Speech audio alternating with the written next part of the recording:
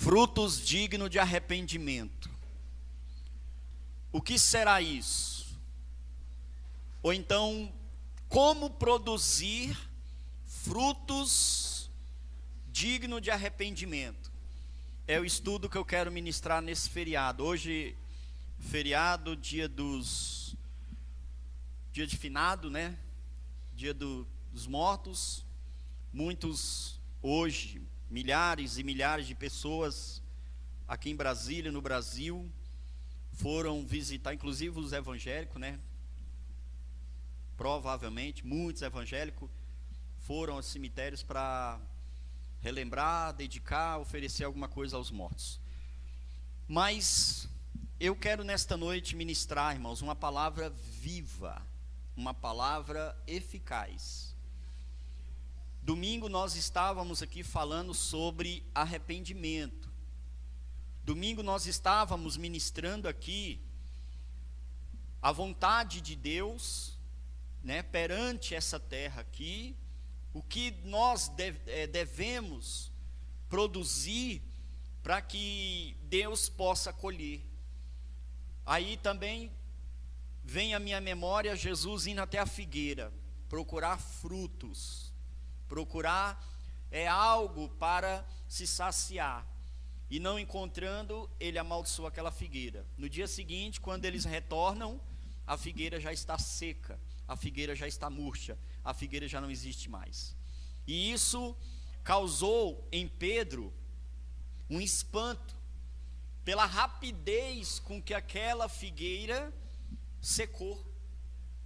E Jesus, ele, naquele instante ali, ele olha para Pedro como se fosse algo, né, anormal, que o Senhor já não tinha ministrado, né, para aquele povo. E naquele momento Jesus estava fazendo uma demonstração do poder da fé. Então hoje eu quero falar sobre esse texto aqui. Produz, pois, frutos dignos de arrependimento. Irmãos, nós não batizamos para ser infrutífero. Você não batizou para você não fazer nada. Você não batizou, não aceita Jesus, ou não aceitou Jesus Cristo para você ficar sem fazer nada, sem pregar o evangelho, porque um dia nós vamos prestar conta. Você tem noção disso? Que um dia nós vamos prestar conta a Deus? Está escrito na palavra, um dia nós vamos prestar conta a Deus, e nós não podemos perder tempo, nós não podemos. Olha, a palavra do Senhor, ela também diz que nós não podemos nos envolvermos com o negócio dessa terra. Você sabe o que significa isso? O que é não se envolver com os negócios dessa terra, mesmo vivendo na terra? Então a palavra de Deus, ela nos conduz, né, para o caminho que nós devemos traçar. E outra coisa que eu já preguei aqui, já falei aqui também na igreja, que a porta que conduz à salvação, ela não é larga, ela é estreita, ela é apertada. Então, não é fácil seguirmos esse caminho, não é fácil atravessarmos essa porta. Então, não só a porta é estreita, como o caminho também é estreito. Está entendendo? Diga glória a Deus.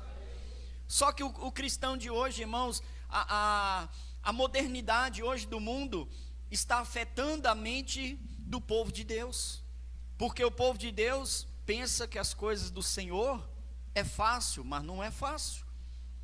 Não é fácil, pelo contrário, é difícil. Se algo para nós é fácil, nós não devemos aceitar. Lembra que Davi foi oferecer algo para Deus numa terra, e chegando nessa terra, o dono da terra, quando olhou e viu que era o rei Davi, o rei disse: olha, você pode oferecer na minha terra, você pode fazer o que você quiser aqui. Só que Davi disse: não, eu quero comprar. E o dono disse: não, eu estou dando, eu estou doando. E Davi disse: para o meu Senhor não faço nada de graça. E isso foi lá no Velho Testamento, igreja. Isso foi lá, né, anos e anos antes de Cristo. E depois, né, que Jesus veio, ele ensina a porta estreita, ele ensina o caminho estreito. Então a coisa não é fácil, Arrependimento. O que significa arrependimento? Mudança de atitude para com o pecado. É condição fundamental para a salvação. Porém, assim como a árvore se conhece pelo fruto, o verdadeiro arrependimento gera mudanças radicais na vida do pecador. Assim como a árvore é conhecida pelo fruto, o cristão é conhecido pelas atitudes. Nós somos conhecidos pela atitude. Quando nós nos arrependemos, nossas atitudes são diferentes das demais. Quem está entendendo isso? Então, o arrependimento significa o quê? Significa o quê, irmão? Eu vou repetir. Arrependimento significa mudança de atitude para com o pecado. O que significa arrependimento? Mudança de atitude para com o pecado. Então, o arrependimento precisa produzir em nós frutos. Diga comigo, se eu estou arrependido, esse arrependimento tem que gerar frutos. É isso que diz o texto. Produz, pois, frutos dignos de arrependimento. Quem aqui está arrependido, irmãos? Quem aqui se arrepende? Então você tem que produzir fruto. Amém? Malaquias capítulo 3 diz: verás a diferença de quem serve e de quem não serve. Como que eu vou ver essa diferença? É através dos frutos. Está entendendo? Diga. Como é que eu vou ver que uma árvore é boa ou é ruim? É pelo fruto dela. Amém, igreja? Está bem claro isso ou não? Então vira para quem está do seu lado e diz assim: você está arrependida de alguma coisa errada? Diga, você se arrepende de alguma coisa que você erra? Então gera fruto, fala para ela. Tem que haver demonstração. Tem que haver demonstração. O arrependimento precisa produzir em nós frutos, mas o arrependimento é um processo que necessariamente envolve 3 fases, 3 estágios. Primeiro, a tristeza.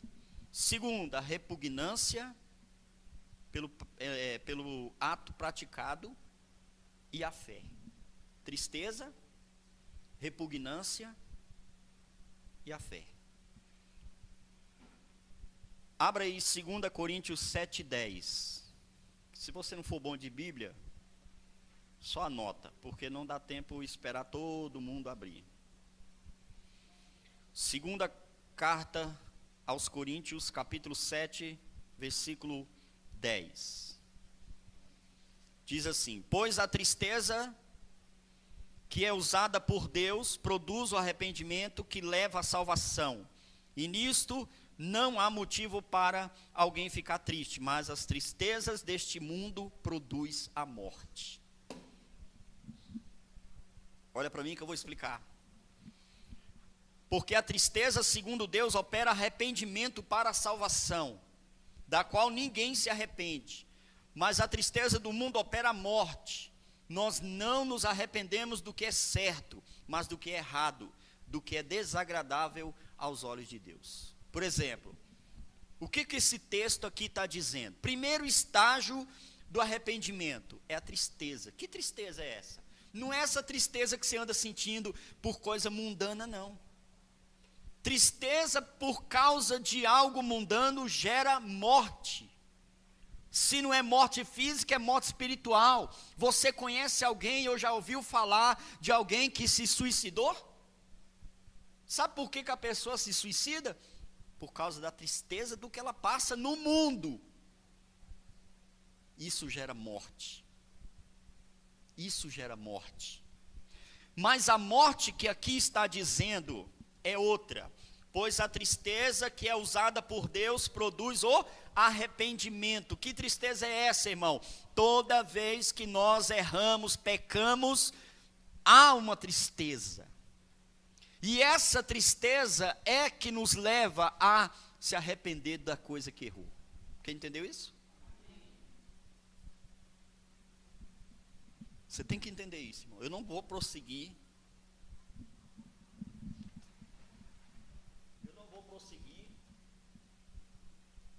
Se você não entender isso. Eu paro aqui, ó. Número um. Produz, pois, frutos dignos de arrependimento. Eu estou com um problema. Eu fui acometido de uma enfermidade. Lógico, né? Ninguém vai ficar feliz quando adoece. Ninguém vai ficar feliz porque foi acometido de uma doença. Mas toma cuidado para que essa tristeza não te mate espiritualmente. As igrejas que estão implantando a palavra de Deus, elas estão passando por dificuldades. Mas é exatamente, irmãos, o que nós estamos tentando quebrar isso. O que nós estamos tentando? Primeiro, entender a palavra de Deus, porque se nós não entendermos a palavra de Deus, nós não vamos conseguir fazer aquilo que Deus quer. Aquilo que Deus está colocando para nós. E nós estamos vivendo exatamente nos últimos dias. Nós estamos vivendo exatamente nos últimos tempos. Então, quando o Senhor diz aqui, pois a tristeza que é usada por Deus produz o arrependimento, que leva à salvação. E nisto não há motivo para alguém ficar triste. Quer dizer, a tristeza, eu estou triste pela tristeza que me leva à salvação. Eu estou triste porque vou ficar triste para ser salvo. Nada a ver, meu irmão. Então a tristeza que tem que ser, que tem que acontecer na tua vida é pelo pecado, é pelo erro, é pela falha, é por algo que porque a palavra do Senhor diz que quando eu não faço uma coisa que eu sei que eu tenho que fazer, eu também estou pecando. Então você tem que se entristecer por causa disso. Quem está entendendo, diga. Isso é gerar fruto. Isso é gerar fruto. Agora, quando você faz uma coisa errada, que você diz assim, fiz, está feito. Minha consciência nem pesada tá, já fiz mesmo, já passou. Não, aí a coisa tá séria. Aí a coisa tá feia. O cristão não está se arrependendo daquilo que ele faz. E nós estamos todos os dias, irmãos, por isso que a Bíblia diz que nós não devemos sofrer com antecedência, devemos esperar o dia nascer, porque cada dia tem seu problema. Cada dia tem seu problema. Então todos os dias que nasce, nós temos que nos preocuparmos com a nossa vida, porque Satanás está armando cilada, o diabo está armando armadilha. A gente vê isso, eu vejo isso todo dia. Quando alguém é sensível ao Espírito Santo de Deus, e ele comete algo errado, o que acontece com ele? Ele é acometido por uma tristeza. Ele não come, ele não dorme, ele não consegue sair de casa, ele não consegue fazer nada. Por quê? Porque algo de errado foi praticado e ele sentiu. Você sente assim, irmão? Você se sente assim? Ó lá. Se for errado, um sentimento de tristeza apodera de nós. Aqui, incorremos num risco muito grande e grave. Fazer o que fere o coração de Deus. Por isso que eu falei a diferença das tristezas. Quando fazemos algo de errado, um sentimento de tristeza se apodera de nós. Que sentimento de tristeza é que tem que se apoderar da gente? Estou acabando de dizer. Tem gente que por causa de uma situação, por causa de uma circunstância, por causa de um erro, ele tira a própria vida. Essa tristeza não vem de Deus. Essa tristeza não foi gerada de Deus. Portanto, é mundana. Consequência disso é a morte. Quem entendeu, diga amém. Crendo que é coisa agradável a Deus. Outro risco de igual perigo é fazer o que fere o coração de Deus e não reconhecê-lo. Isto é, proferir, fazer o que fere o coração de Deus e justificar, explicar, racionalizar, fundamentar a nossa atitude. Diga comigo, erro é erro. Não podemos justificá-lo, explicar, nem justificar. Quem entendeu, diga. Pastor, ó, errei mesmo, estou errado, e baixa a cabeça para Deus. Para Deus. Amém, igreja? Certa vez, aqui é um testemunho, certa vez, em uma escola bíblica, estávamos falando sobre o caso do padrasto que colocou as agulhas naquela criança. E uma pessoa que se diz evangélica disse o seguinte: se fosse meu filho, eu matava. E depois pediria perdão a Deus. Isto é, fazer aquilo que fere o coração de Deus e depois justificar. Exemplo, vou repetir. Certa vez, numa escola bíblica, estávamos falando sobre o caso do padrasto que colocou as agulhas naquela criança. E uma pessoa que se dizia evangélica disse o seguinte: se fosse meu filho, eu matava e depois pediria perdão a Deus. Quer dizer, isso é fazer o que fere o coração de Deus e depois justificar. Isso aqui é um exemplo chulo, mas você pode pegar outros exemplos de vida, ou que você conhece, ou que você passou ou passa. Há um erro, há uma falha, aí depois pede perdão a Deus. Então, o arrependimento, ele gera algo antes, quando a pessoa entrega a sua vida, entrega seu coração, verdadeiramente arrependida, não vai gerar esse conflito que eu acabei de dizer para vocês aqui, ó. Fazer algo que fere o coração de Deus, depois justificar, explicar, né? Ou racionalizar, ou fundamentar alguma coisa para tampar aquele negócio ali. Então, o cristão arrependido, que gera esse fruto, né? Ele não chega nesse estágio aqui. Porque o Espírito de Deus está agindo. Diga amém. Primeiro estágio, qual é? Tristeza pelo pecado. Tristeza. Primeiro estágio é a tristeza. Então, quando a gente sabe que falhou com Deus, sabe que errou com Deus, a gente é acometido por uma tristeza. Só que essa tristeza nos leva ao arrependimento. Não esquece disso. A tristeza nos leva ao arrependimento e não ao afastamento. Há uma diferença. Tem gente que se afasta de Deus, tem gente que se afasta da igreja, tem gente que se afasta da glória de Deus e não tem nada a ver com afastamento. Tem a ver com frutos dignos de qual é a primeira fase, irmão? Tristeza. Então, quando a pessoa entristece desses padrões que eu estou falando aqui com Deus, ela vai gerar arrependimento.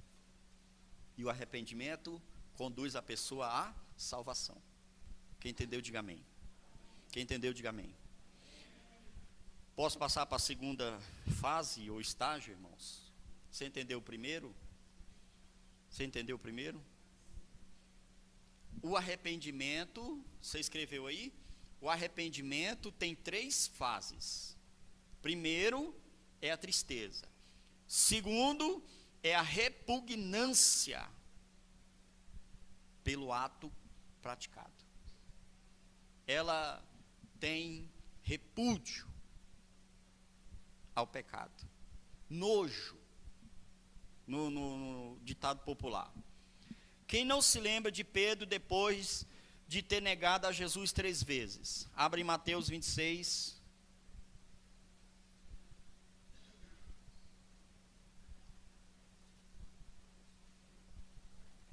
Mateus 26.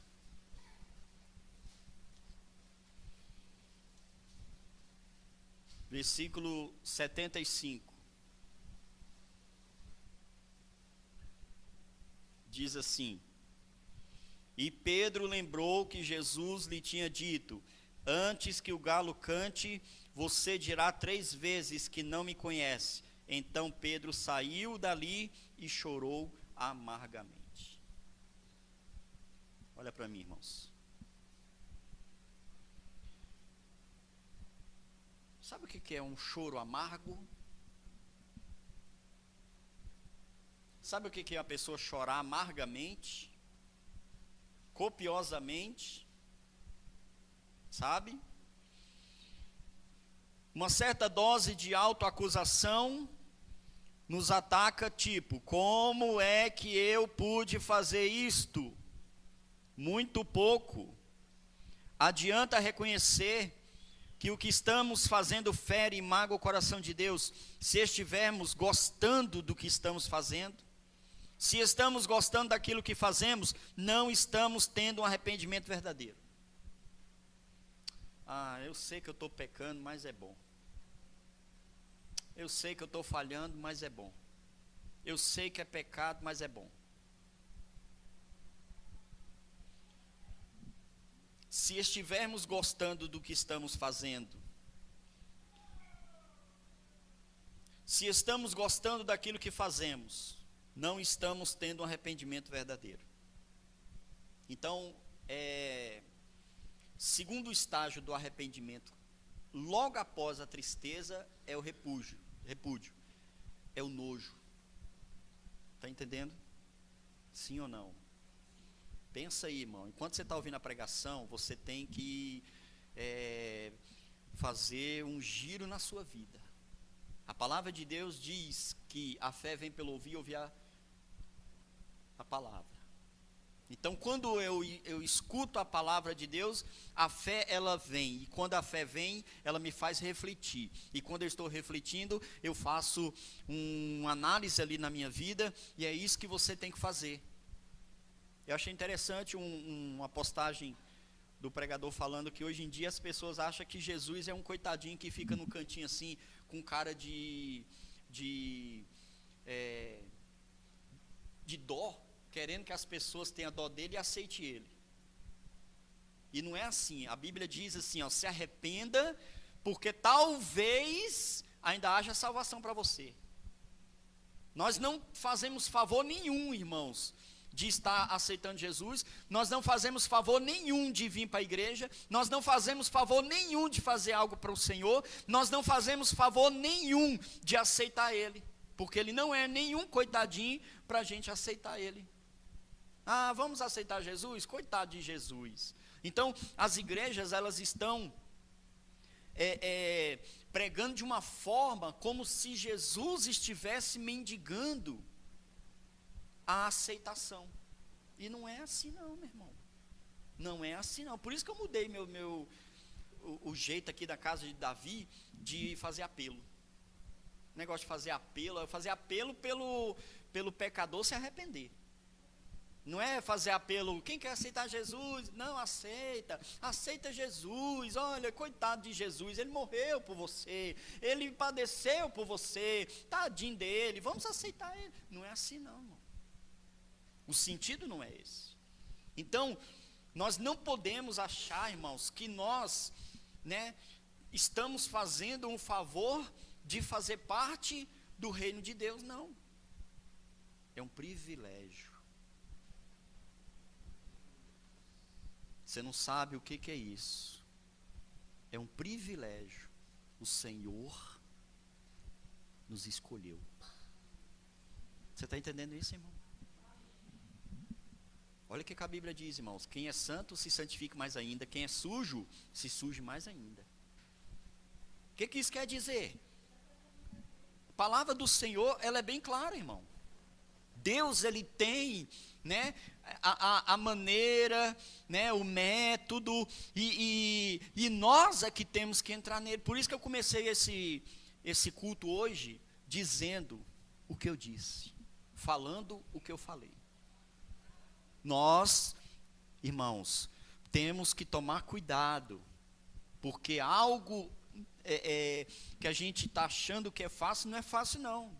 Eu comecei o culto dizendo, o caminho que conduz à salvação, ele é estreito. Mas antes do caminho tem uma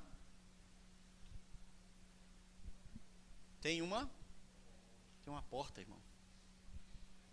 E a porta é Jesus. Ninguém passa pelo caminho se não for pela porta. Então diga aí para quem está do seu lado, olha, antes dos caminhos do Senhor, existe uma porta. Você não vai por esse caminho se não passar por essa porta. Eita. É um privilégio. Eu olho para trás, ó. Eu olho para trás e eu digo, não era para eu estar aqui. Quem sou eu para estar aqui? Irmãos, olha, toda vez que eu vou receber a oração de vocês para a palavra, toda vez que oram aqui para a palavra, eu peço a Deus permissão. Deus, me permita ministrar a tua palavra, porque eu não sou digno de estar falando do teu santo nome, nem da tua santa palavra. Então me permita. E eu acho que Deus permite, porque tem coisas que acontecem aqui na hora da pregação, que quando termina a pregação, foi eu que falei. Quando eu vou assistir os vídeos da pregação, eu falei isso, eu nem lembro que eu falei isso. Foi dessa forma, nem muitos vídeos eu assisto. Então, irmãos, nós não podemos achar que nós estamos fazendo favor. Nós não estamos. É um privilégio. Então, tem que haver um repúdio, um nojo, quando nós não conseguimos. Hoje mesmo estava ouvindo uma oração do pastor e ele falando, nós precisamos rasgar nossas vestes e falar, Senhor, se não é para nós agradarmos o Senhor, para que viver? Se não é para viver agradando a Deus, para que viver, meu irmão? Você quer viver mais nessa terra aqui, para quê? Para conquistar o quê? Bens materiais? Deus falou que dava isso de graça. Você está aí se esforçando, se matando, perdendo noites e noites de sono. Lá no Salmo 127 diz que o Senhor abençoa aqueles que dormem. Lógico que a gente tem que se esforçar para alguma coisa, lógico, evidente, mas se você estivesse mais no caminho do Senhor, mais firme com Deus, mais entregando sua vida para o Senhor, as coisas poderiam ser mais agradável para você. Fácil não. Pensou que eu ia falar mais fácil para você? Não, agradável, porque o caminho é estreito. Mas as pessoas que têm Deus, ela atravessa esse caminho estreito, dando glória a Deus. Lembra do povo do deserto que atravessou o mar? Tiveram que atravessar o mar com o exército, né, fungando no cangote deles. Mas eles atravessaram louvando a Deus. Eles atravessaram cantando. E quando atravessaram, que chegaram do outro lado, aí Miriam dançou lá com o povo na presença de Deus. Pegaram os tamborins, pegaram os pandeiros e foram dançar na presença de Deus, demonstrando alegria. Está entendendo? Diga. Agora os crentes de hoje não, os crentes de hoje, irmão, estão aí batendo cabeça na parede, batendo cabeça nos postes. Os cristãos de hoje, a igreja de hoje está gemendo, está sofrendo, mas não com dor de parto, porque porque a Bíblia diz que a igreja tem que ter dor de parto. O que é dor de parto, irmão? Gerar vida. Você não está gerando vida, você está com dor de doença, de enfermidade, por causa de problemas, por causa de lutas. A palavra de Deus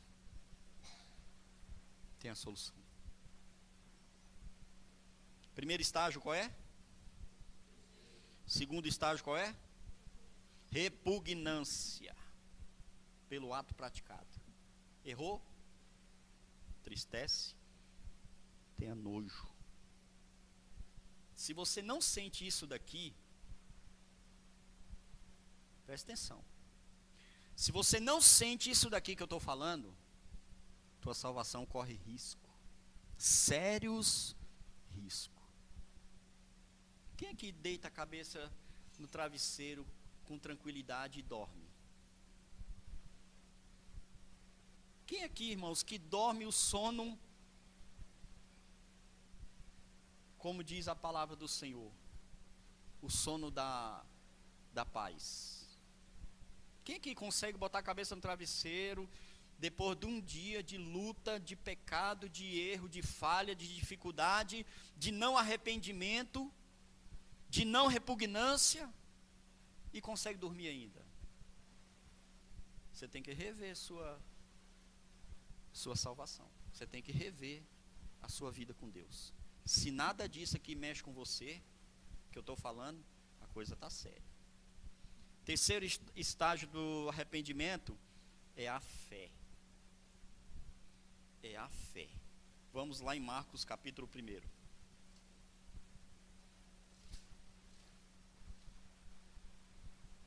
Está bem aí. Só virar um pouquinho aí. Ó. Você não estava em Mateus 26? Marcos capítulo 1, versículo 15. Ele dizia: chegou a hora e o reino de Deus está perto. Arrependam-se dos seus pecados e creiam no Evangelho. Depois da tristeza, da repugnância, depois do arrependimento, vem a fé. Chegou a hora e o reino de Deus está perto. Arrependam-se dos seus pecados e creiam no Evangelho. Não adianta andar arrependido se você não tem fé no que a palavra diz.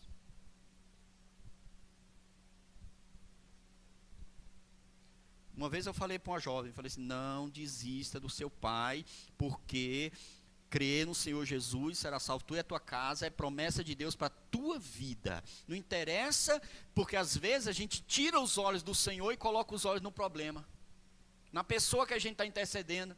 A pessoa acho que não vai mudar não. E cadê a fé? E a pessoa não vai. Meu irmão, Deus vai fazer pela sua fé. Deus vai operar pela sua fé. Deus vai agir pela sua fé. Deus vai abrir o céu pela sua fé. Sabe por que Deus abriu o mar todo para aquele povo todo? Por causa do líder que orou. Porque enquanto todo mundo estava reclamando, murmurando, blasfemando, Moisés foi para a presença de Deus. Deus ficou até um pouquinho com raiva quando diz assim: por que clamas a mim?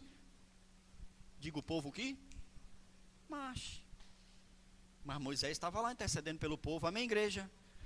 E o povo estava lá murmurando diante do mar, dizendo: ei, eu não sei nadar, e agora nós vamos morrer, e não era para nós ter saído de lá, e tá vendo? Para que nós foi sair? Para morrer agora, afogado, não tem bar, não tem canoa, não tem iate, não tem nada, e agora? Enquanto o povo estava reclamando, Moisés estava orando, clamando a Deus, e Deus abriu o mar. Diga amém.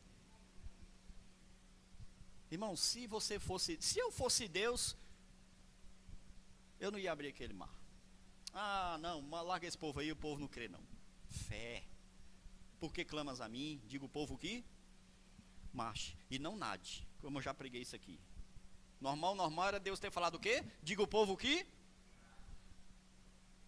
não, ele mandou marchar. Se é marchar, é andando. Consegue andar sobre as águas? Consegue andar dentro d'água?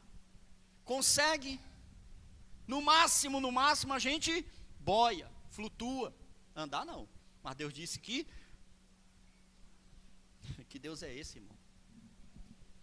Como tem um hino aí de uma igreja, que Deus é esse que fez o seu projeto no deserto. Quem está entendendo, diga misericórdia. Misericórdia para nós, para Deus é bênção, glória. E dizendo: o tempo está cumprido e o reino de Deus está próximo. Arrependei-vos e crede no evangelho. Precisamos crer no perdão. Precisamos crer em quem? Perdão. Quando você peca, basta você dobrar o joelho, levantar as suas mãos e dizer o quê? Deus, me perdoa.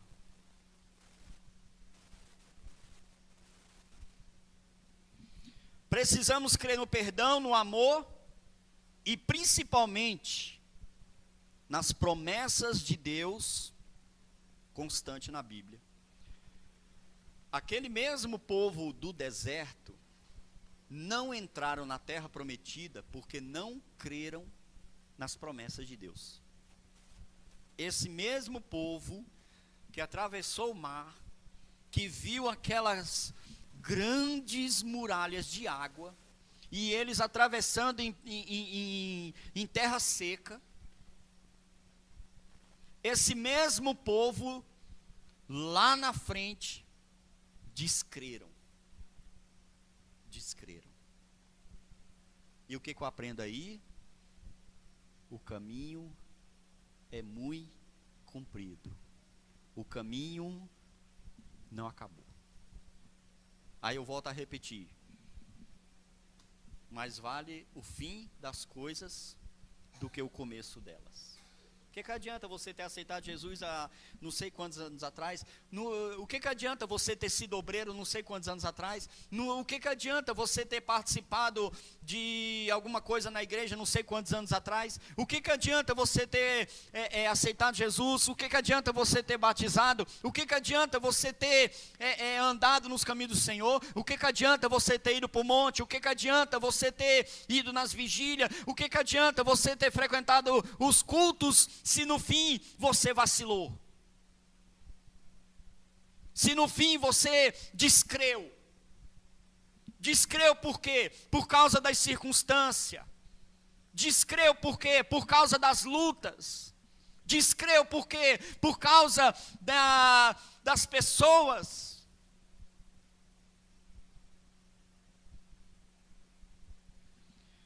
Precisamos crer no perdão de Deus, crer nas promessas de Deus, crer no amor e na misericórdia de Deus, crer na palavra de Deus de forma integral e total. Integral e total.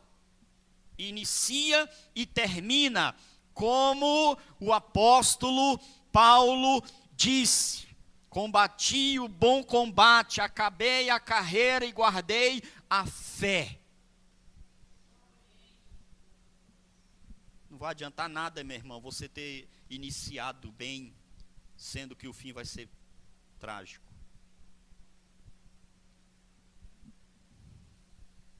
Não vai ter adiantado você ter frequentado aqui a igreja, se depois você não vai frequentar mais nenhuma igreja. O que adiantou você ter passado pelo que você passou, se o fim está desse jeito aí? O vídeo que foi passado aqui há uns 2 domingos atrás, numa palestra, numa pregação, o pastor falando na palestra. O que adianta nós estar no caminho certo e depois sair do caminho, vacilar nesse caminho, desistir? O que vai ter adiantado tudo aquilo? Agora analisa isso aí e vê se você tem isso. Como é que eu sei que eu me arrependi de verdade e esse arrependimento vai me conduzir à salvação? É aqui. É por esses 3 estágios. Primeiro, tristeza. Errou, você se entristece. Errou, você sente repúdio. Terceiro, você errou, você crê no perdão. Você crê nas promessas que Deus fez?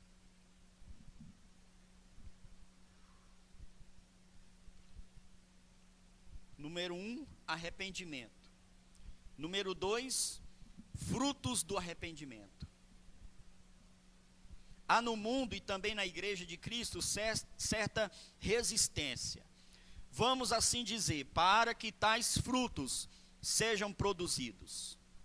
Repetindo, há no mundo e também na igreja de Cristo certa resistência.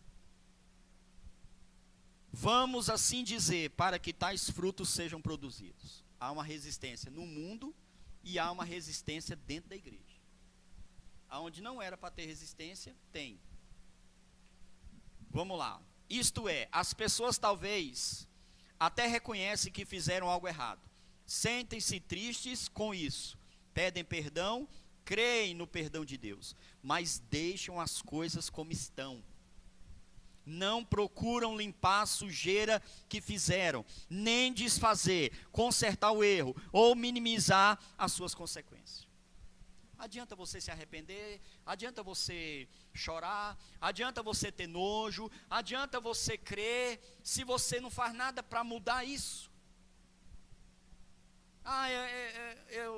Eu me entristeci muito, me entristeço até hoje, eu sinto nojo, eu sinto, eu creio que Deus, mas, e a limpeza? E mudar isso? E não aceitar mais?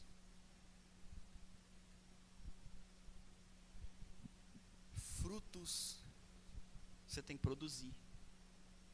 Você tem tristeza? Ótimo. Você tem repugnância? Ótimo.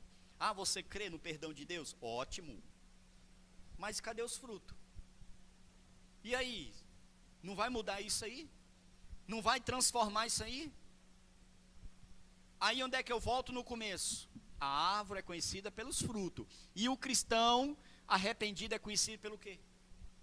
Pelo quê, irmão? Pelas atitudes e pela vida que está levando. Não adianta ele fazer o que eu falei no início. Aqui, ó. Não adianta. Se ele não limpar.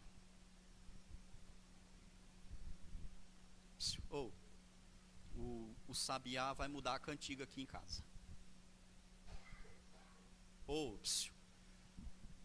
A viola vai mudar o ritmo de tocar.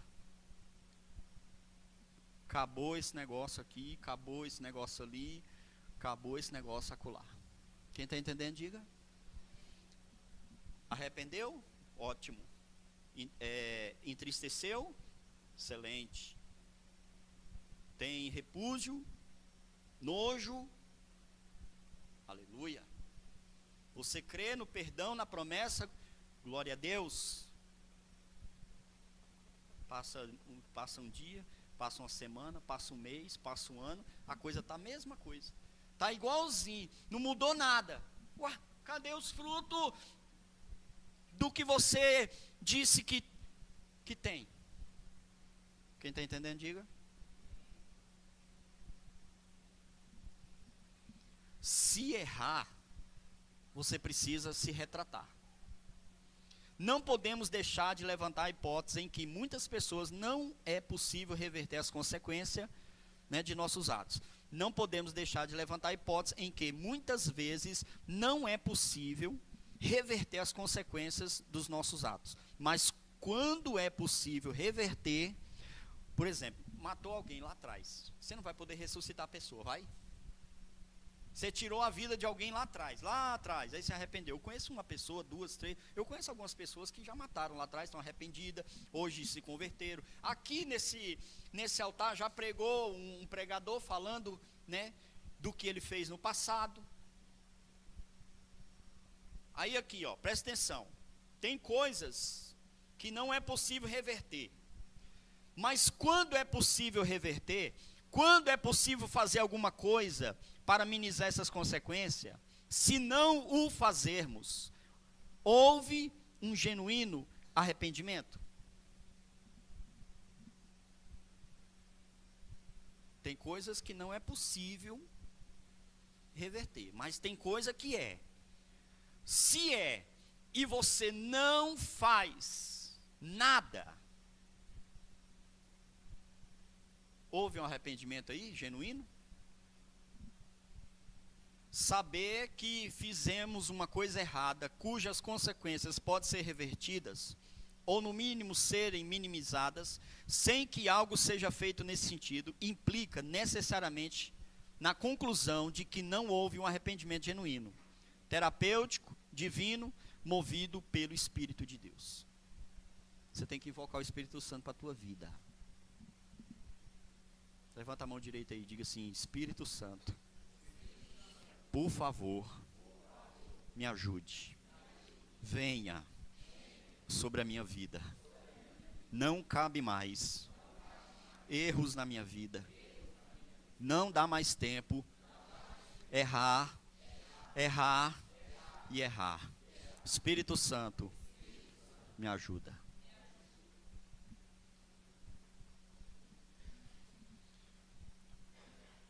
Você sabia que o presidente da República já autorizou a marca da besta para o ano de 2017?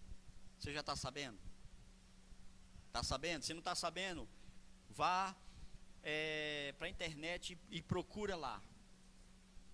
Microchip Brasil 2017. E engraçado, sabe aonde que eles estão implantando isso?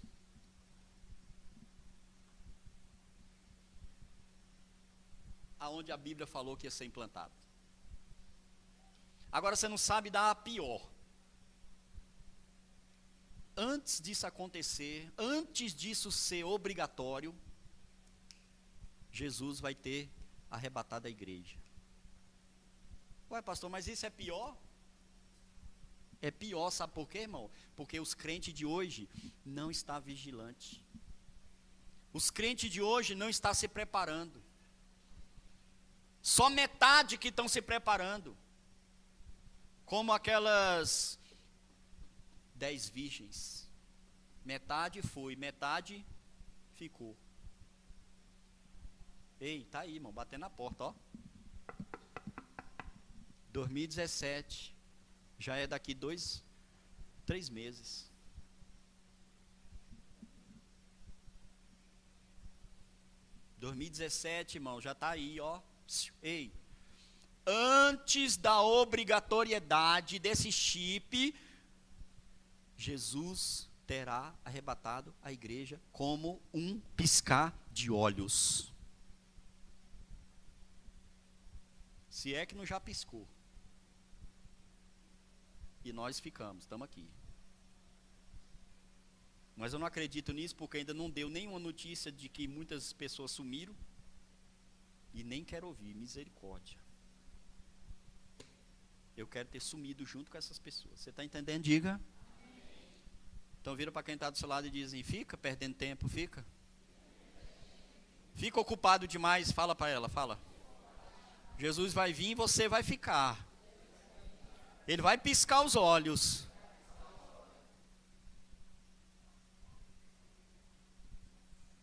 Olha para mim, igreja. Você vai trabalhar amanhã, se houver amanhã? Você vai? Quem vai trabalhar amanhã, se houver amanhã? Levanta a mão. Eu te aconselho, caso haja amanhã, eu te dou um conselho. Dobra o joelho antes do sol nascer. Dobra o joelho. Levanta a mão para o céu. E diga assim: meu Deus, não me deixe. E ore a Deus, pedindo a Deus isso aqui que nós estamos falando, ó. Senhor, eu me arrependo. Senhor, eu estou triste com essa situação da minha vida. Eu tenho repúdio disso. Eu creio no teu mover, mas eu quero produzir fruto e eu vou limpar essa situação. O que depende de você, você tem que fazer. Se não depende de você, Deus não vai cobrar. Se não tem como mais ressuscitar o morto, Deus não vai cobrar. Mas o que dá para você fazer, corra e começa a fazer logo.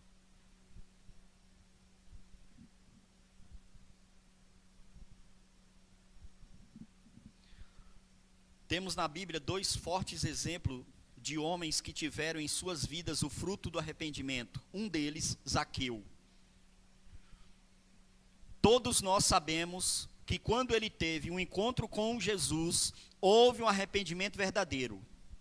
E isso gerou nele uma atitude. Gerou o quê? Gerou o quê?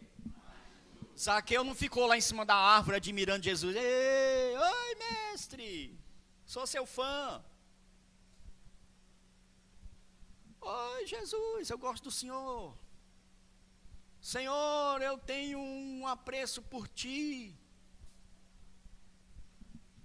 Zaqueu desceu porque o Senhor disse: hoje me convém pousar na tua casa. Quando Jesus chegou na casa de Zaqueu, quando Jesus pisou lá, o que Zaqueu lembrou? Que ele era pecador, que ele tinha defraudado. E eu fico olhando esses políticos aí, irmão. Sabe por que está acontecendo aí? Você acredita que anjos operam na terra? Sabe o que diz na Bíblia? Você, cuidado, hein? Cuidado, hein? Você cuida bem dos cristãos que batem na sua porta, porque pode ser que você tenha recebido anjo e não sabe. Está na Bíblia. Esse juiz lá de Curitiba, Sérgio Moro, irmãos, você acredita que ele pode ser um anjo usado por Deus? Sabe por que está saindo essas podridão no meio dessas politicagens todas? Porque Deus está dando a chance para esses se arrependerem. Quem está entendendo, diga. Zaqueu era um político. Você sabia disso? Zaqueu era um político. Zaqueu fazia parte do tesouro nacional da cidade. Ele era arrecadador de impostos. Ele trabalhava no tesouro, irmãos. Ele trabalhava no governo. Ele era funcionário do governo. Ele era um político daquela época. E ele defraudava, e não foi pouco não. Ele enriqueceu. Como aquele que saiu lá da Câmara, aquele presidente da Câmara, como é o nome dele? Esse. Meteu a mão mesmo sem dó. Sabe por que ele saiu do jeito que ele saiu? Sabe por que ele foi humilhado? Sabe por que ele foi humilhado no aeroporto? Sabe por que ele foi humilhado aonde ele ia?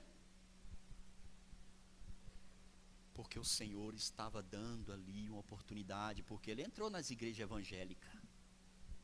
Ele entrou nas igrejas evangélicas, ele foi em cultos evangélicos.